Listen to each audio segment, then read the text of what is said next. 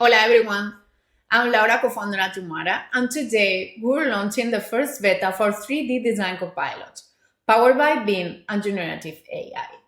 So let me show you what that means. Now your engineering team models any waste treatment plant in real time, with full control over the space, layout logic, and boundary conditions.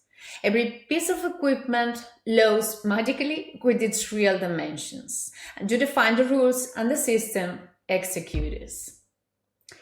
It's just so freaking cool. Every time I see it, I still want to cry. So no manual calculations and no back and forth.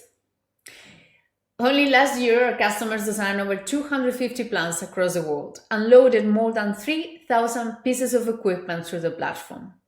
So now we're making it smarter because once you can solve one layout, you can solve hundreds and you can fully understand which configuration gives you the lowest capex, which fits in this very specific footprint, or which layout is fastest to build.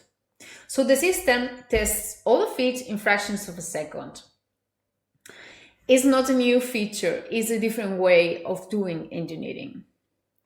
So now we're looking for design partners who are integrators that do this painful work every day and want to shape what this tool becomes. Just direct conversations with the people building it. So if that's you, let's talk.